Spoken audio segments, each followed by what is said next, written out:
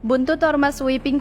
Ini adalah rapat yang paling aneh yang dilakukan sama anggota dewan dan juga pemerintahan kota gitu ya. Ngapain kalian ini ada lagi audensi, ada lagi diskusi apapun lah. Udah jelas ormas Islam ini tuh melanggar undang-undang. Mereka membubarkan warung nasi dengan cara kasar, dengan cara brutal, tidak sesuai dengan hukum kita. Kita ini bukan negara Islam cuy. Kita ini negara yang berdasarkan Pancasila. Jadi kalau misalkan kalian mau melakukan sesuatu ya harus berdasarkan hukum gitu. Jelas mereka melanggar hukum. Coba buat pemerintah Kota Garut ya ngapain lagi kalian adain diskusi coba. Udah jelas mereka ini pelanggar hukum harusnya ditangkap bukan diskusi. Masa pemerintah, masa kepolisian mau kalah sama gerombolan-gerombolan yang mengaku Islam gini ya. Nah ini bahaya sih kalau ini dibiarin ya cuy. Guru bantunya hanya 100.000 per bulan. Sementara di sebelah itu adalah 40. Pernyataan yang sangat menyentuh lah ya dari Bapak Menteri Agama, dan ini memang salah satu menteri yang kita secara pribadi juga suka banget pembawaannya yang sangat kalem dan lain-lain lah ya, kalem, baik, dan juga kayaknya paling pas banget di jabatannya gitu. Nah yang jadi pertanyaan kita sebenarnya kerjaan Menteri Agama sebelumnya ya, kata beliau ini kan tadi madrasah ada yang bahkan guru ngajinya itu cuma digaji 100.000 sebulan, dan ini mau diperjuangkan dinaikin anggarannya, semoga bisa lolos ya DPR ya. Cuman kembali lagi pertanyaan kita ya, Menteri Agama sebelumnya kerjanya ngapain gitu. Kayak kenapa yang gini baru sekarang terungkap, kenapa yang gini masih belum beres gitu. Apakah memang Menteri Agama kemarin nggak ngerti bidangnya, atau memang dia nggak bisa kerja, atau memang dia malas kerja, nggak tahu juga. Itu jadi pertanyaan sih, karena ini sedih banget sih ya dengannya.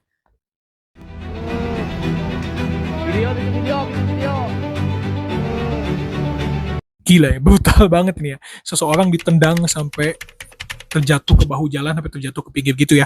Ini yang membuat institusi ini tuh selalu jelek. Kita nggak tahu ini apa ya, apakah TNI atau Polri atau apalah, karena memang kita nggak bisa lihat jelas juga ini apa. Tapi yang jelas apapun ini perbuatan yang sangat-sangat salah dan melukai hati rakyat. Dan kita sebenarnya sering banget ngelihat yang gini tuh di jalan ya. Entah itu tiba-tiba dibentak atau tiba-tiba diperlakukan tidak manusiawi dan lain-lain. Cobalah buat kalian yang nonton video ini ya. Menurut kita problemnya institusi itu adalah di level bawahnya. Kalau misalkan TNI atau Polri level Bintara atau Tamtama lah ya, atau perwiranya mungkin. Tapi yang jelas di level bawah ini harus diperbaiki. Hubungan masyarakat tuh kuncinya di situ. Kalau perlakuannya gini ya susah, masyarakat bakal terus menilai kalian jelek gitu. Apalagi di puncak ini sering ada oknum-oknum yang ngawal-ngawal nggak jelas kan kepentingannya apa. Tolong ini diusut biar nggak melukai hati masyarakat.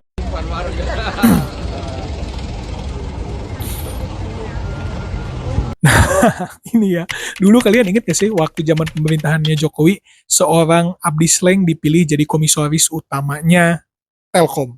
Ya, harusnya kan Telkom ini kan orang telekomunikasi ya, atau orang insinyur lah, malah milih seorang gitaris yang nggak jelas juga gitu skillnya di telekomunikasi gitu. Yang akhirnya slangnya kan jadi nggak kritis lagi gara-gara semenjak waktu itu ya. Ini terjadi lagi di zaman Prabowo, seorang Ivan Seventeen dipilih jadi direktur perfilman. Ngerti apa ini orang tentang filmnya? Masih banyak yang layak menurut kita, kayak misalkan ada Hanung Bramantyo misal yang kita tahu ya, dan masih banyak saudara lain yang lebih karyanya bagus, yang lebih mengerti tentang perfilman gitu. Sekarang ini kita jadi bertanya-tanya, pemerintah ini milih orang itu karena kedekatan doang atau memang karena skill gitu. Takutnya ke depannya kalau misalkan karena kedekatan doang, ya nanti orang-orang yang nggak bisa apa-apa jadi mimpin semua dong, asal deket. Nah, asal jago jilat aja gitu ya. Kompetensi perwira yang baik akan lanjut, yang tidak mungkin akan pensiun. Ini ide yang bagus banget dari Bapak Panglima TNI. Jadi tiap ikatan dinas perwira, misalkan ikatan dinasnya 5 tahun, itu selalu diadain evaluasi kompetensi dari perwira tersebut. Kalau misalkan dia nggak lolos, dia bakal dipensiunkan dini. Ini bagus banget. Terutama bagusnya sih buat Polri menurut kita. Kenapa gitu? Jadi nanti ke depannya nih, Polri atau TNI itu bakal dikasih ikatan dinas misalkan 5 tahun. Selama 5 tahun ini bakal dilihat nih kinerjanya. Semisal kinerjanya dia, kalau polisi ya, kalau misalkan dia nyelesain harus 50 kasus misalkan. Nah kalau misalkan 50 kasus ini nggak selesai, ini bisa dijadiin bahan evaluasi apakah dia bisa diteruskan jadi polisi atau enggak. Dengan sistem gini, kita yakin polisi dan TNI bakal terus bekerja dengan maksimal karena tentunya nggak mau dipecat istilahnya.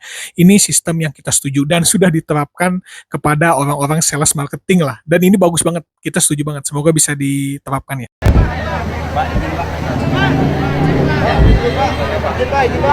Stop menormalisasikan mental maling, kawan-kawan. Kalau kalian udah tahu ini tanah punya negara, kalian udah tahu itu bukan tanah milik kalian, ketika ditanya juga kalian gak ada sertifikatnya, ya udah kalian harus rela itu tanah digusur. Jangan nanti udah digusur bilangnya, wah ini tanah dari zaman bapak kita udah ditempatin.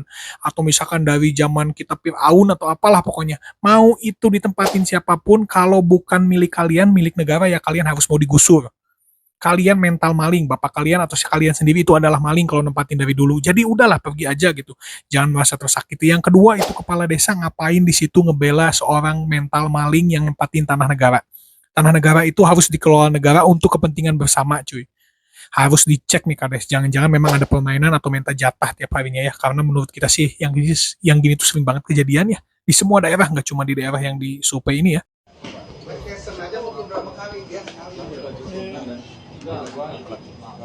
Nah, kan hal gini tuh kenapa bisa terjadi ya? Sebenarnya simpel aja. Yang namanya orang ini tentunya membela diri terhadap pungli parkir liar yang memarahi dia, akhirnya dia bertahan, membela diri, orang yang menyerang dia ya meninggal gitu kan ya. Yang salah siapa? Yang salah tentunya ya menurut kita sih penegak hukum. Penegak hukum ini nggak tegas. Dan kita semua tahu di semua daerah selalu ada pungli, selalu ada parkir liar. Kenapa ini nggak ditegasin? Kenapa ini nggak dihukum? Kenapa ini nggak diamankan gitu? Dan ketika dia nyerang ke kita atau nyerang ke masyarakat, masyarakat bela diri, yang punglinya tiba-tiba kenapa-napa, malah masyarakat yang korban yang jadi tersangka. Kan ini logika yang sangat-sangat why gitu. Padahal ini kesalahan di penegak hukum, coba ditertibkan. Jangan buat masyarakat harus membela dirinya sendiri. Udah bela diri sendiri, disalahin pula.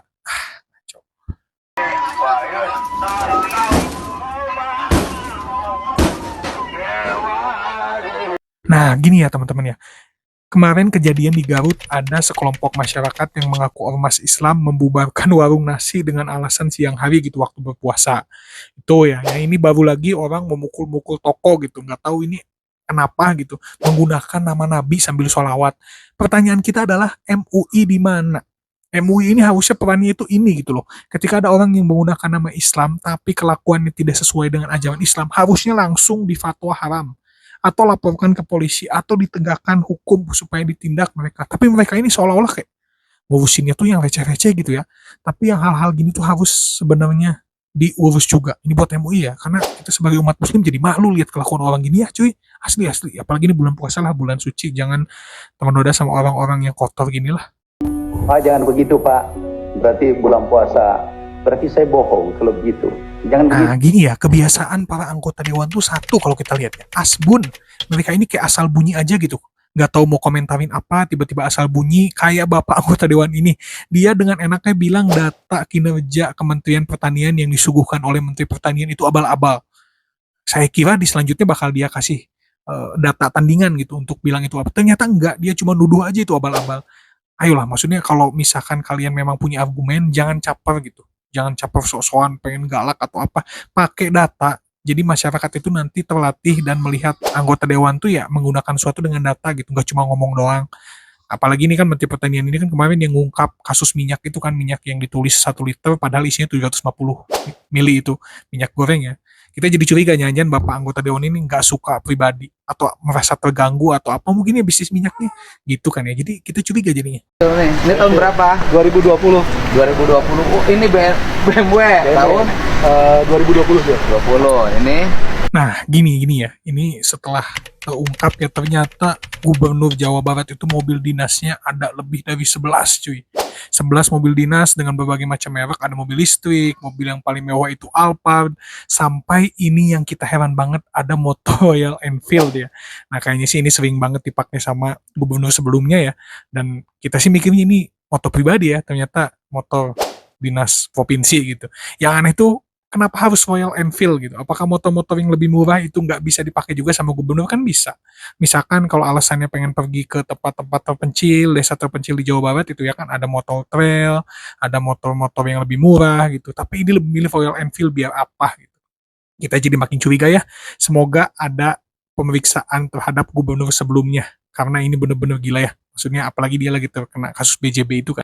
Kapolres Ngada Nusa Tenggara Timur AKBP Fajar Widyadharma Lukman Sumaatmaja. Ini gak tahu ini mau ngomong apa ya. Bacanya pun kita gak habis pikir. Dan bener-bener gak kebayang ada manusia yang berperilaku kayak gini. Ini terduga ya, diduga. Semoga ini salah. Tapi kalau misalkan benar, ini bener-bener biadab. Oknum anggota polisi perwira melakukan hal gitu-gitu terhadap anak di bawah umur, sesama jenis pula. Dan ada salah satu korban ini umurnya masih 3 tahun cuy. Bayangin 3 tahun. Gila nggak?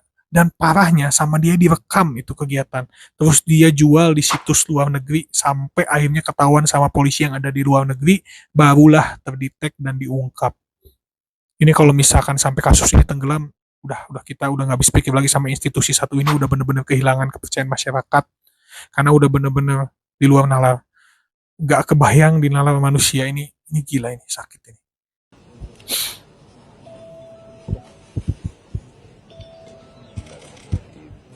Selain bensin dioplos dan kita ditipu, ternyata minyak pun yang kita konsumsi dan dimakan ini ditipu juga. Jadi ini ada merek, yaitu mereknya ini ya, mereknya nah ini dia tertulis 1 liter, tapi kenyataannya di dalamnya itu nggak 1 liter kawan-kawan. Di dalamnya itu ada 750 mili, berarti ini dikorup. Gila ya, mental korup banget ya. Dan uniknya ya, ternyata Menteri Perdagangan bilang kalau misalkan ini tuh kasus lama dan udah ditindak. Tapi kenyataannya di pasaran masih beredar minyak-minyak ini yang tidak sesuai dengan apa yang tertulis di kemasan. Nah, jadi ada apa nih Menteri Perdagangan nih? Apakah memang dia nggak bisa kerja sehingga ada yang kelewat atau memang dia gimana? Nah, ini harus benar-benar diusut banget sih. Karena menurut kita ini sangat mencurigakan. Cukuplah bensin dioplos, sekarang minyak juga dioplos. Kan gila juga ya.